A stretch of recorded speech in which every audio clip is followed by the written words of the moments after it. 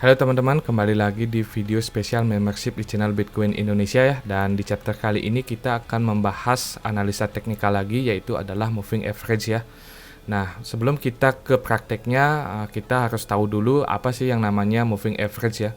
Moving average itu sesuai dengan arti katanya, yaitu adalah pergerakan rata-rata ya. Nah, kalau kita hubungkan ke dalam chart, berarti pergerakan rata-rata pada periode tertentu ya. Karena di dalam moving average kita juga bisa menambahkan beberapa periode yang kita inginkan. Nah, di sini saya memasang 3 buah moving average ya. Jadi untuk moving average ini bisa kita pasang lebih dari satu. Dan di sini saya pasang moving average. Nah, moving average itu adalah 3 garis ini ya teman-teman. Yang kuning, yang ungu, dan yang marun ini adalah moving average. Lalu untuk periodenya di sini saya setting menjadi 21, 34 dan 99 ya. Kenapa saya menggunakan setting periode ini? Ini adalah angka dari angka-angka golden ratio atau angka Fibonacci ya teman-teman. Dan setelah ini mungkin saya akan jelaskan juga secara umum bagaimana caranya menggunakan Fibonacci dalam menentukan target harga jual ya. Nah, jadi kita fokus ke moving average dulu ya. Nah, moving average ini apa sih fungsinya? Moving average ini berfungsi untuk melihat apakah harga itu rata-rata harga itu bergerak naik atau turun ya teman-teman. Jika kita lihat chart yang ada di layar kalian ini, dan tentu saja ini harganya bergerak rata-rata naik di atas moving average ya. Jika harga bergerak naik di atas moving average ini, maka itu artinya trennya masih naik ya, dan akan terus berlanjut ya teman-teman sampai ada konfirmasi pembalikan harga ya. Nah, jika harga itu cenderung di bawah moving average dan tidak sanggup menembus ke atas moving average, itu artinya harga dalam mode bearish ya. Jadi kebalikannya yang ini. Nah, untuk moving average ini cocok untuk teman-teman yang melakukan trading trend following ya. Karena pada akhirnya moving average ini kita gunakan untuk mencari titik support dan resisten. Kembali lagi ke video-video sebelumnya ya, karena support dan resisten ini akan menjadi sangat penting sekali, karena dengan support resisten ya kita bisa menentukan target harga beli dan target harga jual ya. Lalu bagaimana pengaplikasian moving average dalam trading ya? Nah, misalkan di sini saya ubah time frame-nya menjadi 4 jam ya teman-teman. Di sini kita bisa lihat ketika harga menyentuh moving average 21 dan 34 ini, harga cenderung melanjutkan trennya ya, karena ini kan dari daily chart kita lihat tren masih dalam bullish ya, atau masih naik.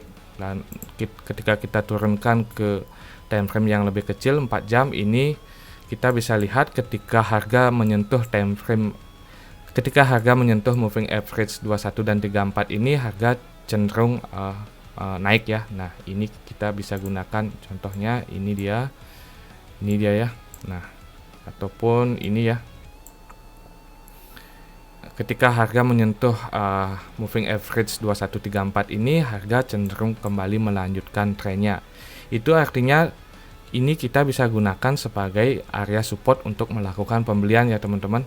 Jika kita tradingnya trading trend following kan kita mengikuti tren ya. Nah, misalkan ketika ketemu chart seperti ini, di sini kita bisa melakukan pembelian, dan area stop loss tentu ada di bawahnya ya. Ini di sini kita bisa melakukan pembelian, lalu naik lagi. Ketika koreksi di sini kalian bisa tambah pembelian lagi ya. Tambah pembelian lagi, naik nyentuh moving average, bisa tambah pembelian lagi. Seperti itu ya, sampai ada konfirmasi pembalikan harga ya teman-teman.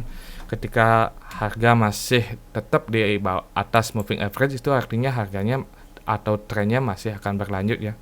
Kalau misalkan ini berarti trennya masih akan berlanjut naik. Nah, studi kasusnya misalkan di sini ya, di harga Bitcoin hari ini ya, di 52.750. Misalkan saya ingin membeli Bitcoin ya, di harga berapakah harga yang bagus untuk saya melakukan pembelian ya. Nah, ini di sini saya gunakan daily chart ya, dan ini bisa kita aplikasikan di spot trading ya, karena tradingnya untuk long term. Untuk teman-teman yang pengen yang mid term atau jangka pendek, kalian tentu saja harus gunakan time frame yang kecil ya.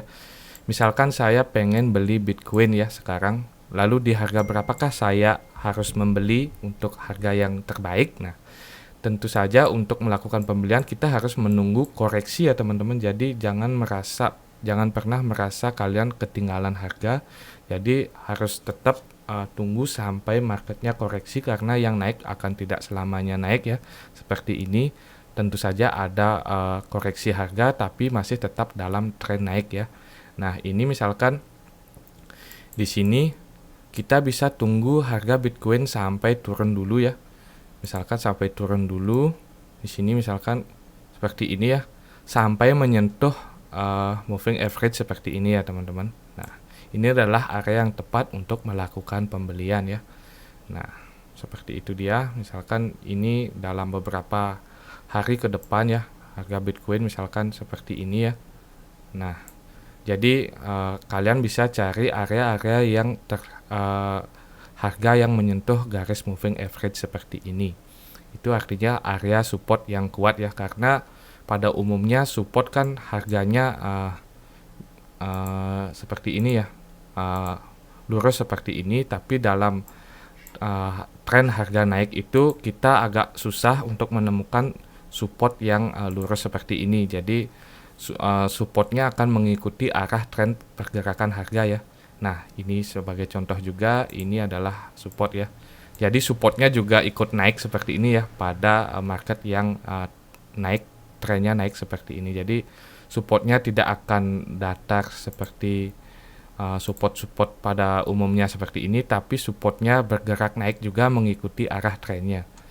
Nah, kita bisa bayangkan gambar pergerakan harga Bitcoin misalkan seperti ini. Nah, seperti itu. Berarti di sini kan pasti ada yang kena garis moving average-nya ya. Dan inilah waktu yang tepat untuk melakukan pembelian. Lalu bagaimana caranya menentukan target penjualan ya teman-teman? Dan untuk target penjualan biasanya saya menggunakan bantuan Fibonacci ya. Fibonacci ini ya, Fibonacci retracement. Ini dia.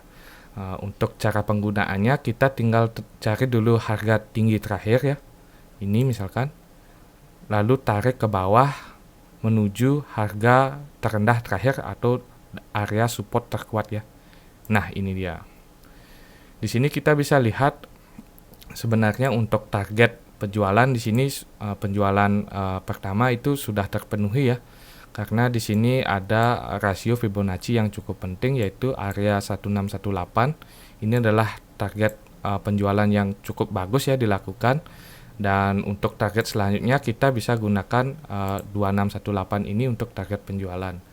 Nah, jadi di sini kita bisa mengira-ngira ya atau memprediksi harga Bitcoin itu bisa sampai 60.000 ya di sini. Setelah sampai 60.000, nah kemungkinan besar ini akan koreksi ya. Ini akan koreksi sampai ke 50.000 ataupun bisa sampai ke 42.000. Nah, seperti itu ya teman-teman. Untuk cara menggunakan moving average di market trend following ya.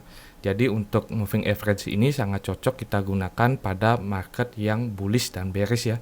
Untuk moving average ini tidak cocok kita gunakan pada market yang sideways seperti ini. Nah, ini kan marketnya datar ya. Jika kalian menemukan market datar seperti ini, maka moving average akan kurang bagus ya. Tidak bisa. Jadi karena moving average-nya atau rata-ratanya di sana aja, jadi kita agak susah menentukan support dan resisten di market sideways seperti ini. Jika kalian ingin menggunakan indikator moving average ini, pastikan kalian gunakan di market yang bullish seperti ini ya, naik seperti ini, ataupun kebalikannya ya, yang bearish, yang turun. Nah, seperti itu dia. Oke, mungkin itu saja tentang moving average, dan ke depan kita akan kombinasikan ya moving average dengan Fibonacci di chapter video selanjutnya. Dan sampai jumpa di video chapter selanjutnya.